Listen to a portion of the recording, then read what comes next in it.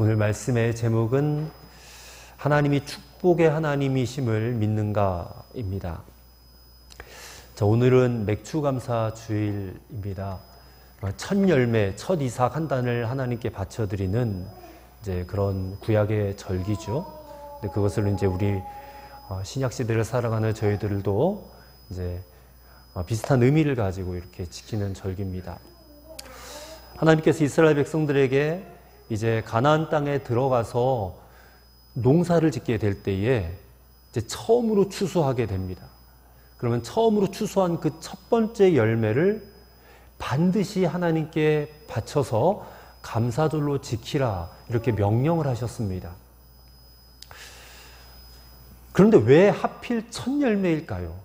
첫 열매. 이 첫 열매에 무슨 의미가 있길래 하나님께서 이것을 바치라고 말씀하셨을까?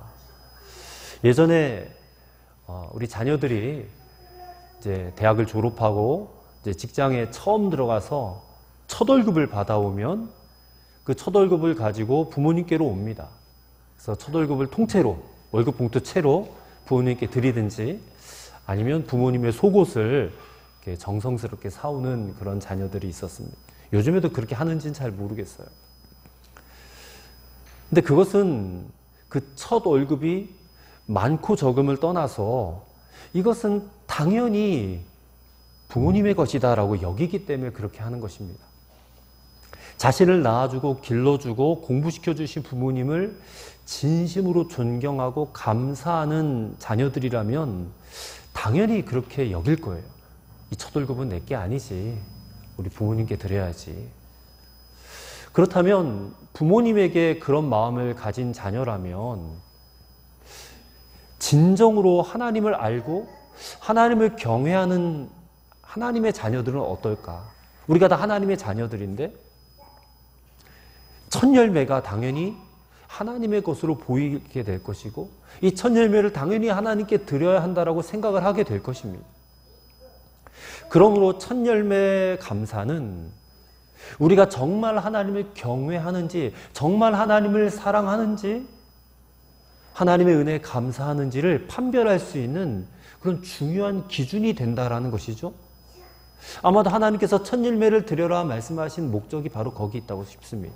네가 정말 나를 경외하느냐, 네가 나를 정말 존중히 여기느냐, 중요하게 생각하느냐, 그것을 보시겠다는 거거든요. 근데 이 첫 열매를 드리라 하시는 말씀을 언제 하셨냐면 가나안 땅에 들어가서 농사 짓기 시작할 때 하신 말씀이 아니라 이게 출애굽해서 얼마 되지 않은 한 달쯤 돼서 모세가 시내산 올라갔을 때 그때 하신 말씀이에요, 이게. 그러니까 농사를 짓기 이미 40년 전에 이 말씀을 주셨단 말입니다. 그러니 하나님께서 이 말씀을 하신 것은 분명한 의도를 가지고 하신 말씀인 것을 우리가 알 수 있는 것입니다. 이 첫 열매를 대하는 태도를 보시겠다는 거예요. 그래서 그가 얼마나 하나님을 경외하는지를 보시고 판단하시겠다라는 것입니다. 그래서 출애굽기에도 말씀이 기록이 되어 있고 레위기도 말씀이 기록이 되어 있어요. 신명기에도 동일한 말씀이 있습니다. 이 첫 열매를 바쳐라. 그리고 역사서에도 나와요. 예언서에도 나와요. 또 신약 성경에도 나옵니다. 이 첫 열매에 대해서 계속해서 말씀하고 계세요. 그리고요, 하나님께서 이 첫 열매로 하나님을 공경하면 복을 주시겠다고 약속하셨어요. 복을 주시겠다. 여러분, 잠언 3장 1절부터 말씀을 제가 한번 읽어드리겠습니다. 잠언에 보시면 잠언 3장 10절입니다. 잠언 3장 9절 10절입니다. 제가 읽어드릴게요. 내 재물과 내 소산물의 처음 익은 열매로 여호와를 공경하라. 그리하면 내 창고가 가득히 차고 내 포도즙 틀에 새 포도즙이 넘치리라. 아멘. 처음 익은 열매로 여호와를 공경하라. 그러니까 첫 열매를 드리면 어떤 약속을 주셨느냐? 내 창고가 가득히 차고 내 포도즙 틀에 새 포도즙이 넘치리라.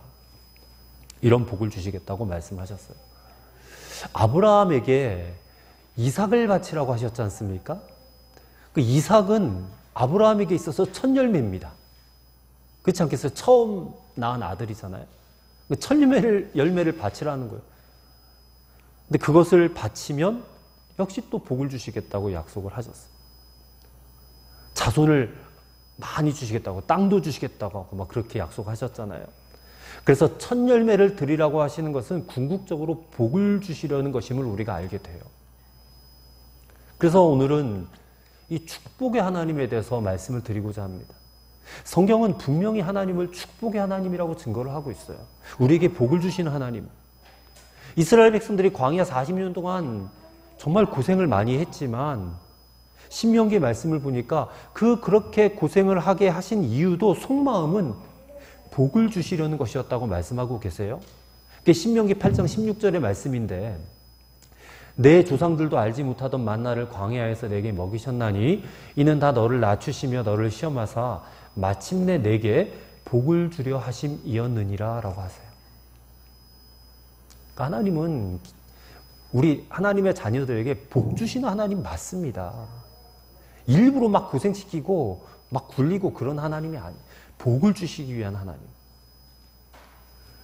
그렇다면 이 축복의 하나님에 대해서 말씀을 드리고자 하는데 제 마음에 조금 거리낌이 있었어요. 그게 무엇이었냐면 예전에 이제 우리 선배 목사님들도 그랬듯이 하나님께 뭔가를 바치면 복을 주신다. 그러니 많이 바쳐라. 그러면 많이 주신다. 이런 식으로 이제 설교들을 많이 하셨단 말이에요. 그래서 그런 설교를 저도 이제 듣고 자랐기 때문에 하나님께 드리면 복을 받는다. 근데 이게 성경적이지는 않아요. 바쳐야지만이 드린다. 그럼 뒤집어 말하면 안 바치면 국물도 없다. 이런 뜻이 되잖아요. 그렇죠? 근데 우리 하나님이 과연 그런 하나님인가? 하나님은 뭔가를 바쳐서 우리가 복을 받는 것이 아니라 하나님께 뭔가를 드릴 때 내 마음 중심을 보시는 것 아니에요? 하나님을 사랑하고 하나님을 경외하는 마음으로 바치는 그 마음을 중심을 보시고 우리에게 복을 주시는 것이지 뭔가를 드렸다고 해서 복 주시는 하나님이라면 그게 무슨 자판기지.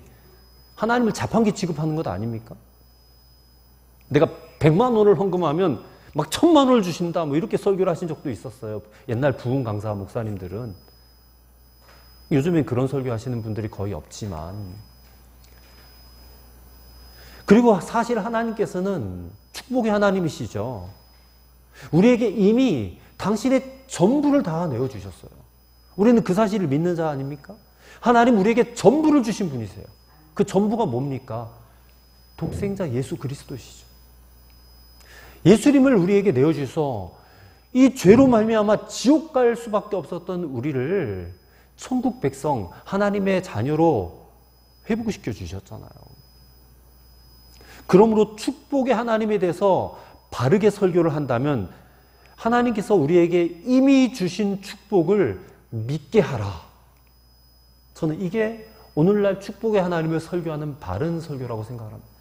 이미 우리에게 주신 복을 믿게 하는 것. 여러분 믿으십니까? 하나님이 이미 여러분들에게 전부 다 주셨음을 믿으십니까? 이것을 아셔야 돼요. 이것을 믿으셔야 돼요. 오늘 그것을 깨닫게 하시기 위해서 이 맥주 감사절을 지키라고 말씀하시는 줄로 믿습니다. 그래서 오늘 맥주 감사 주일에 우리도 이미 주신 복을 좀 깨닫고 하나님 앞에 진정한 감사를 드릴 수 있는 오늘 여러분 모두가 되시기를 바랍니다. 자, 첫째로 이미 주신 복이 뭐냐면 하나님께서 내 아버지 되신 것이 복이라는 겁니다. 그것을 아셔야 돼요. 하나님이 내 아버지 되심을 아는 것. 여러분 하나님을 믿는다. 하나님을 믿는다라는 말은 뒤집어 말하면 더 이상 복에 대해서 안달하지 않는다는 말이에요. 복에 대해서 안달하지 않아요. 즉 복 받았으면 좋겠다가 아니라 이미 복을 받았다라는 사실을 알아야 된다라는 말입니다. 이미 복을 받았으니까 더 이상 복에 대해서 안달하지 않아요. 복 없다고 해서 염려하고 걱정하지 않아요.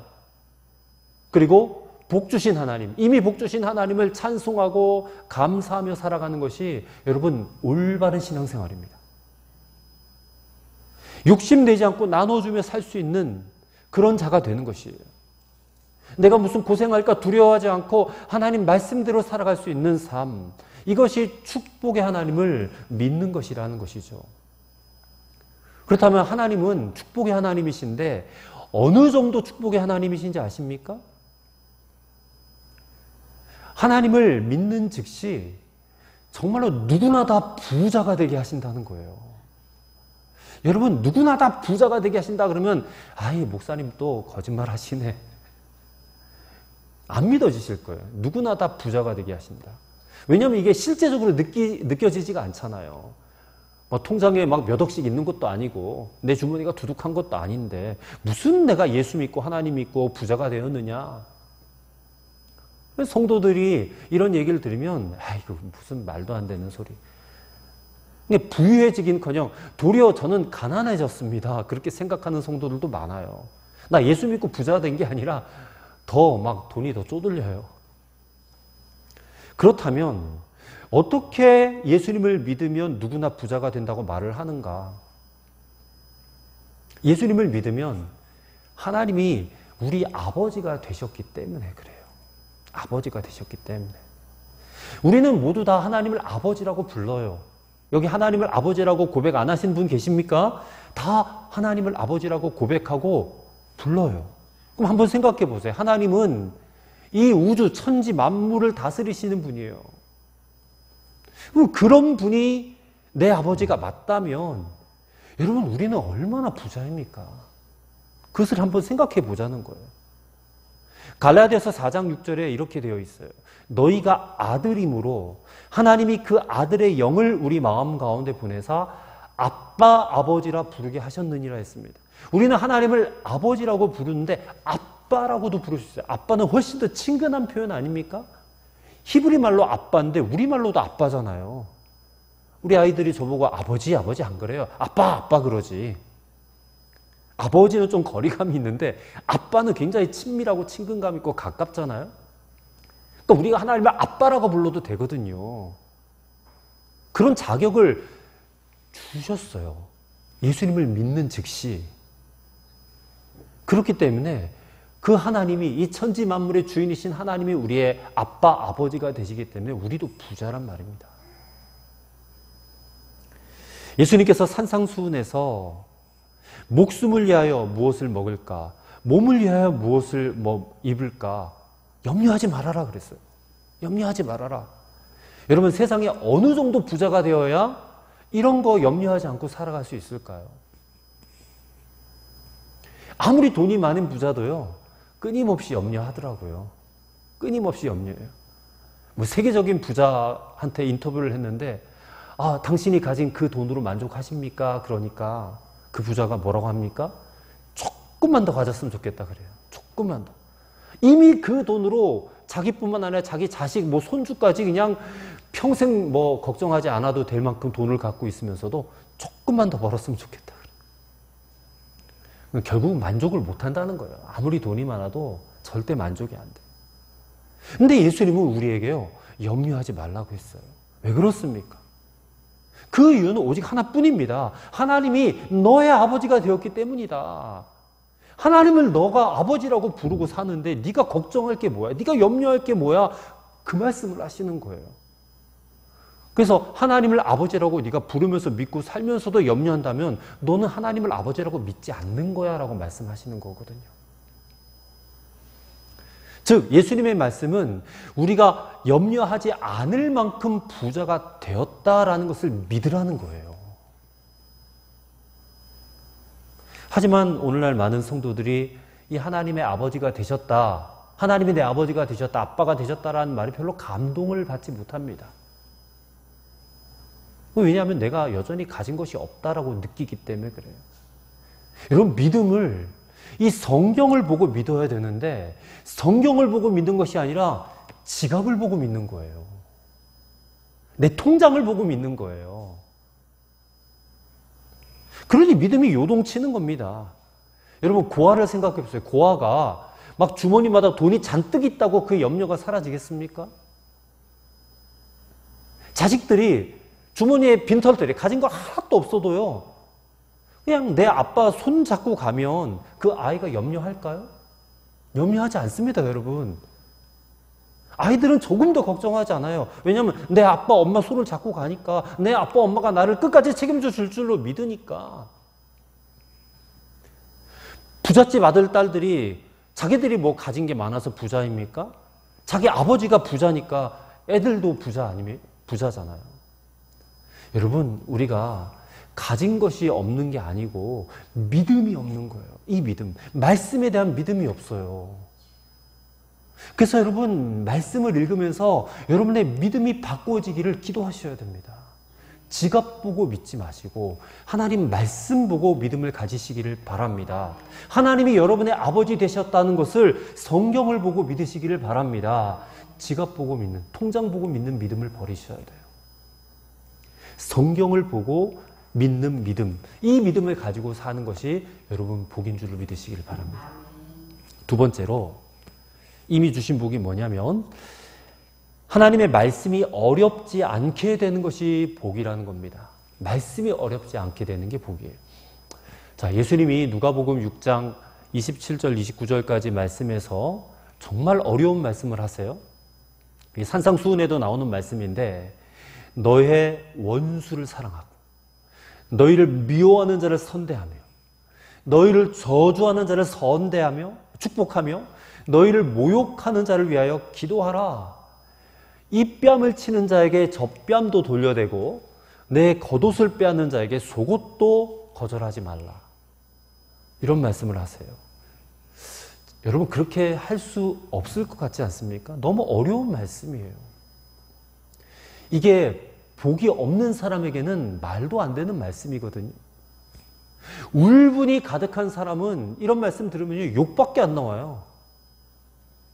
싸우고 통곡하고 부수고 싶은 마음밖에 없다는 것입니다. 그러나 진짜 믿음을 가진 사람은, 이 천지만물을 지으신 하나님이 내 아버지시다라고 믿어지는 사람은, 그 아버지가 나를 엄청나게 사랑하신다라고 믿어지는 사람은 이 말씀이 절대 어려운 말씀이 아닐 거라는 거죠.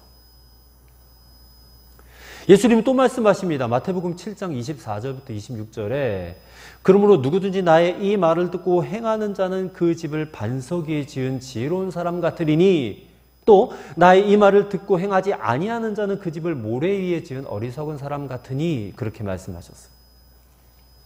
여러분, 직장을 선택하거나 무슨 사업을 시작하거나 가게를 낼 때에 여러분 그것을 그 하나님의 뜻을 알기 위해서 여러분 성경 말씀을 보십니까?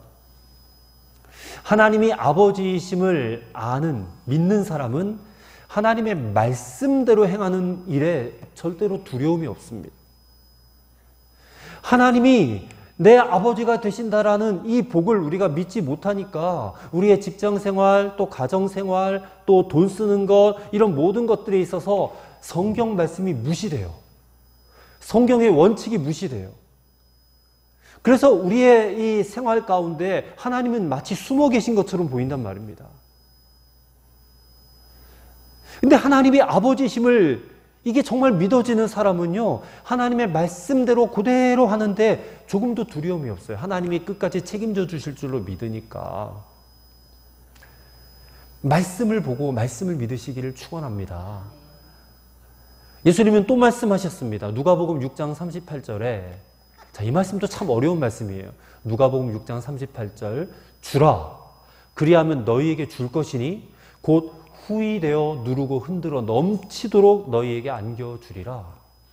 자, 이 말씀을 보니까 우리에게 있는 것을 가난한 사람들에게 나눠주면 그러면 우리에게 후이되어 누르고 흔들어 넘치도록 우리에게 안겨주시겠다고 주님 말씀하셨거든요. 그럼 이 말씀을 보면서 야, 그래, 주는 인생은 살아야지. 주는 것이 받는 것보다 복이 있다고 성경 말씀하셨는데 나는 과연 내게 있는 것을 다른 사람에게 주는 사람인가? 아니면 내가 줄 게 뭐가 있어? 나도 힘들어 죽겠는데. 여러분 이렇게 생각하십니까? 이것으로 우리 신앙의 현 실태가 주소가 그대로 보여지는 거예요. 여러분 고린도전서 2장 12절에는 사도 바울이 이렇게 말했습니다. 우리가 구원받은 우리가 세상의 영을 받지 않고 오직 하나님으로부터 온 영을 받았으니 라고 했어요. 세상의 영을 받지 않고 하나님의 영을 받았다. 이 말은 예수 믿기 전에는 세상의 영을 받고 가지고 살아가다가 예수님을 믿으면 그 영이 바뀌어져 가지고 하나님께로부터 온 영을 받게 돼. 즉 성령을 받게 된다는 것이죠. 그렇다면 예수 믿기 전에 세상의 영, 이 세상의 영은 어떤 영이느냐? 한마디로 말하면 가난한 영이에요. 가난한 영. 이 가난한 영이 뭐냐? 아무리 내가 돈을 많이 가지고 있어도 남들에게 주지 못하는 거예요. 가난한 영은 더 가지지 못할 것에 대해서 두려워하게 만드는 영이에요. 그래서 내가 충분히 가졌음에도 불구하고 여전히 나는 충분하지 못하다라고 생각하는 거예요. 그렇다면 하나님의 영, 성령은 어떤 영이냐? 이 성령은 부자의 영이에요. 부자의 영이 뭐냐? 이게 나눠줄 수 있는 영이에요. 나눠줄 수 있는 영. 나눠주고도 마음이 풍족해지는 그런 영이에요. 제가 광림교회에 있을 때 마지막으로 담당했던 교구에서 어느 권사님 하시는 말씀을, 그 말씀이 아직도 기억이 나요. 그분이 저에게 그랬어요. 제가 신방을 갔는데, 목사님, 저는요, 가진 게 돈밖에 없어요. 그래요. 그래서 얼마든지 이 돈 쓸 수 있어요. 제가 그 말을 듣고요, 너무 큰 은혜를 받았어요. 왜 그런지 아십니까? 제가 그분의 형편을 잘 알거든요. 별로 넉넉하지 않아요. 그냥 단칸방에 사시는 분이에요. 근데 이 마음이 얼마나 넉넉하신 분이신지, 이 자신이 가지고 있는 그 돈이 얼마 되지도 않을 것 같아요. 정확하게는 알 수 없지만 별로 되지 않을 겁니다. 근데 그것을 가지고 얼마나 이분이 풍성하게 남을 돕고 섬기며 살아가시는지, 이미 그분의 마음은 천국에 있는 거예요. 천국을 살고 계시더란 말이에요. 참 광유교에 그런 분들이 많이 계세요. 많이 계시더라고요. 제가 절로 고개가 숙여졌어요. 그분 앞에. 여러분, 돈이 많다고 남을 돕습니까? 돈이 많다고 교회에다 헌금을 잘합니까? 그건 전혀 다른 문제더라고요. 실제로 목회를 해보니까 별로 넉넉하지 않으신 분들이 훨씬 더 잘 섬겨요. 훨씬 더 남을 잘 돕고 훨씬 더 교회를 잘 섬기더라는 거예요. 근데 그게 왜 그런가? 그건 정말 예수님 때문이에요. 그 마음에 예수님으로 인해서 세상의 영이 떠나가고 정말로 성령, 하나님의 영이 그 안에 임하여 계시기 때문에, 그 부자의 영으로 살아가시기 때문에 이런 일이 일어나는 거예요. 근데 교회 안에서 분명히 섬길 것이 많아 보이는데도 전혀 못 섬기는 분들이 또 계시더라고요. 그러면 그분의 영이 아직 바뀌어지지 않은 것이다, 그렇게 보이게 되더라고요. 여러분, 우리가 가진 게 별로 없어요. 사실상 저나 여러분이 다 마찬가지 아니, 별로 가진 건 없지만 할 수 있는 대로 남을 돕고 섬기며 살아가는 이 일에 힘을 쓰셔야 됩니다. 이게 가난의 영이 꺾어지는 중요한 증거가 돼요. 우리가 가난의 영에 지배되지 않고 세상의 영에 지배되지 않고 오직 하나님으로부터 온 영, 성령의 지배를 받게 되는 삶을 살게 되었다라는 중요한 증거가 된다, 그 말입니다. 주님은 그러한 자에게 얼마나 큰 복을 약속하셨어요. 후히 되어 누르고 흔들어 넘치도록 너에게 안겨주시겠다고 하시지 않으셨어요. 여러분, 이 약속을 정말 믿으십니까? 믿으시기를 바랍니다. 이 약속을 믿어야 주라라고 하는 그 명령이 어렵지 않게 되는 거거든요. 그래서 이미 우리가 받은 복 가운데 하나가 이 말씀, 하나님의 말씀, 주의 말씀이 어렵게 여겨지지 않게 되는 것. 이 말씀은 너무나 쉬운 말씀이 되는 것. 이게 우리에게 복이 된 줄로 믿으시기를 바랍니다. 그다음에 세 번째로는 어떠한 형편 속에서도 감사하며 사는 것이 복이라는 겁니다. 자, 오늘 본문에도 우리가 읽었고 또 출애굽기 23장 14절부터 16절에도 보면 하나님께 이스라엘 백성들에게 반드시 지켜야 될 세 가지의 감사절기를 말씀하셨는데, 이 세 가지의 감사절기는 첫째는 유월절입니다. 유월절은 애굽에서부터 구출받은 날을 기념하는 날이죠. 다른 말로 무교절이라고도 합니다. 근데 무교절을 7일 보내고 마지막 날이 이제 유월절이거든요. 그래서 유월절과 무교절은 동일한 개념으로 봐요. 그 다음에 두 번째는 오늘 본문에 나와 있듯이 밭에 뿌린 것에 첫 열매를 드리는 맥추절입니다. 칠칠절이라고도 하고 오순절이라고도 해요. 성경에 여러 다른 말로 나와 있는데 다 같은 절기입니다. 맥추절, 칠칠절, 오순절. 그 다음에 세 번째는 연말에 추수한 곡식을 저장하면서 드리는 수장절, 또 장막절이라고 합니다. 이 세 절기는 반드시 지켜야 된다라고 하나님 말씀하셨거든요. 근데 이 세 감사절기 중에서 가장 독특한 감사절이 맥추절이에요. 여러분 이스라엘 백성들을 한번 생각해 보세요. 광야 40년을 다녔는데 그들은 뭘 먹었냐? 만나만 먹었어요. 하늘에서 날마다 내리는 만나만 먹고 살았어요. 만나가 처음 먹을 때는 꿀 섞인 과자처럼 달고 맛있는 거라고 하는데 그걸 40년 동안 먹었다고 생각해 보세요. 입에 단내가 날 겁니다. 아마 지겨울 거예요. 근데 그러다가 이제 가나안 땅에 들어가서 처음 농사를 지어서 첫 열매를 얻었단 말이에요. 이 나달이 든 곡식을 안고 이게 얼마나 먹어보고 싶었겠어요. 근데 하나님께서 미리 일침을 놓으셨단 말이에요. 자, 오늘 본문의 말씀 보세요. 10절에 이스라엘 자손에게 말하여 이르라. 너희는 내가 너희에게 주는 땅에 들어가서 너희의 곡물을 거둘 때에 너희의 곡물의 첫 이삭 한 단을 제사장에게로 가져갈 것이요 라고 했어요. 제사장을 주라는 게 아니라 제사장을 통해서 하나님께 바쳐드리라 그런 얘기거든요. 14절의 말씀 보세요. 너희는 너희 하나님께 예물을 가져오는 그날까지 떡이든지 볶은 곡식이든지 생이삭이든지 먹지 말지니 이는 너희가 거주하는 각 처에서 대대로 지킬 영원한 규례니라 라고 했어요. 즉 이 맥추절에 수확한 곡물의 첫 단을 여호와께 바쳐드리기 전에는 그 땅의 소산물은 어떤 형태로든 먹지 말라는 뜻이에요. 첫 단을 하나님께 봉헌한다는 것은 이제 모든 추수에 대해서 하나님의 은총과 축복을 비는 의미가 담겨 있고 아울러 모든 소산을 하나님께 바쳐드린다는 봉헌의 의미도 있어요. 따라서 첫 열매를 여호와께 먼저 드리지 않고 그것을 먹어버린다는 것은 이게 마치 하나님의 것을 도둑질하는 행위로 간주가 돼요. 말씀드렸듯이 맥추절을 이 첫 열매를 드리는 때는 절대 풍성한 때가 아닙니다. 여러분 첫 열매 드려보신 적 있으세요?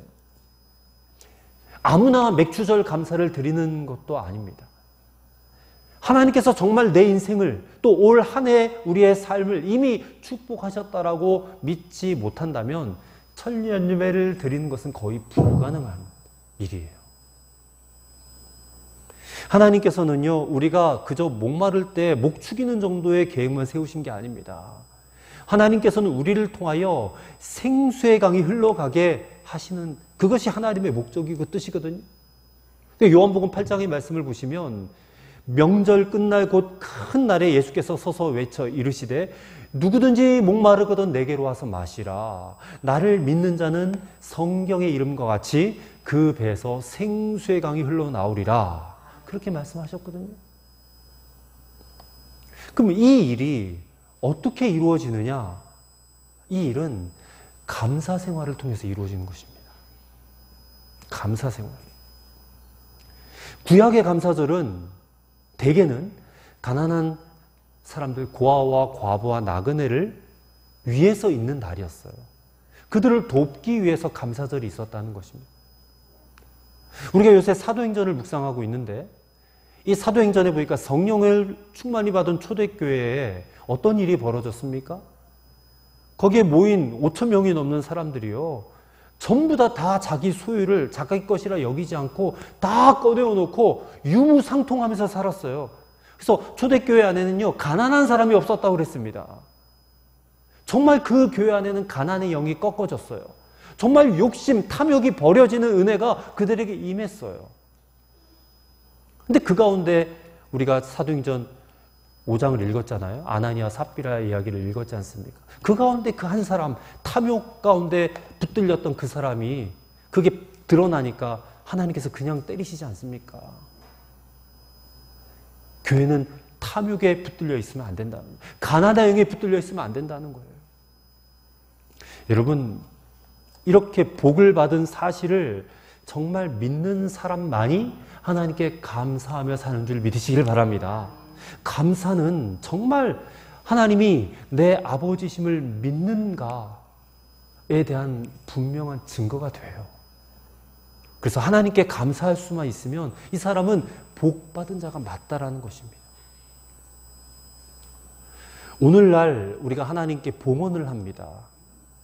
대표적인 봉헌이 11조와 감사와 절기 예물이에요. 근데 이 세 가지 예물은 정말 하나님을 믿는 자만이 할 수 있는 헌금이에요.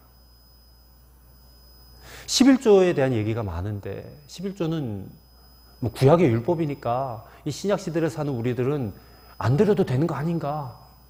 실제로 그것을 주장하는 목사님들, 신학자들도 있어요. 구약에 그냥 없어져 버린 그런 율법 아니냐? 안 드려도 된다. 아무 문제 없다. 근데 11조는 율법의 차원을 뛰어넘습니다. 이 11조는 내가 정말 하나님을 믿느냐, 안 믿느냐 그 차이예요.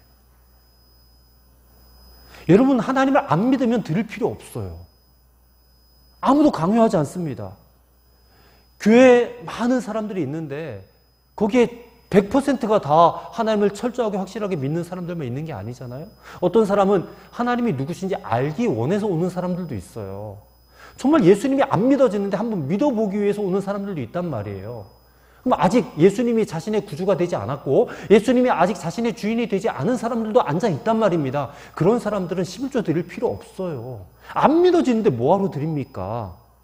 눈치 볼 것도 없어요. 체면 때문에 억지로 할 것도 없습니다. 안 해도 아무 상관없어요.